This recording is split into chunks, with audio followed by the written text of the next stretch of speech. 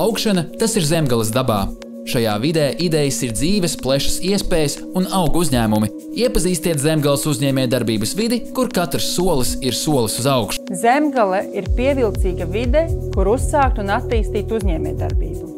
Reģions var lepoties ar spēcīgu uzņēmējdarbības atbalsta vidi, kuru veido pašvaldības ar sniegtiem pakalpojumiem, pašu vietēju uzņēmēju veidotas spēcīga biedrība, universitāte ar zinātnisko institūciju tīklu un arī atbalsta institūcijas ar finansiālo atbalstu. Runājot par ekosistēmu, kas būtiski svarīga ir uzņēmēju zinātnieku attīstībai un sadarbībai, ir ļoti svarīgi, ka visā šajā sistēmā ir gan dažādi virzieni, gan uzņēmēji, gan zinātnieki, gan, protams, arī atbalstošā vide.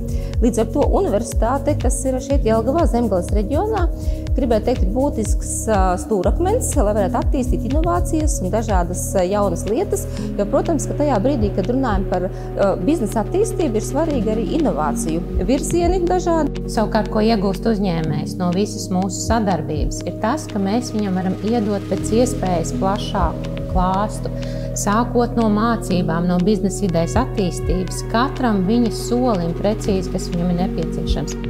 Protams, Zemgale ir lauksaimniecības reģions, bet arī nozaru griezumā ne tikai lauksaimniecība, bet arī kokapstrāde, loģistika, būvniecība un tirzniecība, tās visas nozares ir ļoti plaši attīstītas. Uzņēmējiem nozīmīga loma ir arī teritorijai, kur nākt un attīstīties.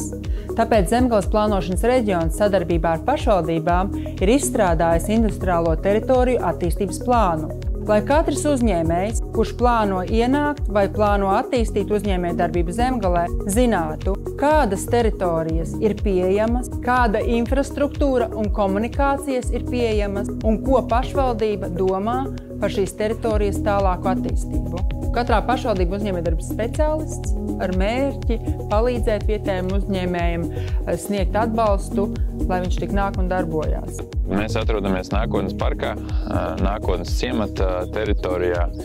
Šeit ir izveidojusies tāda maza vide, tāds mazs hubs, kurā šie dažādie uzņēmumi, gan ražošanas pārstāvoši, gan pakalpojumu sniedzēji savā starpā atsevišķos jautājumos var mazliet arī sadarboties un palīdzēt viens otram, kooperēt. Es domāju, ka mēs paši neapzināmies, cik spēcīgi mēs esam kļuvuši pa šiem gadiem, kā ekosistēma izauguši, jo spēcīgāka ir ekosistēma, jo jaudīgāki un tādi eksportspējīgāki uzņēmumi mums top šeit Zemgalē, kas rada vērtību ikvienam.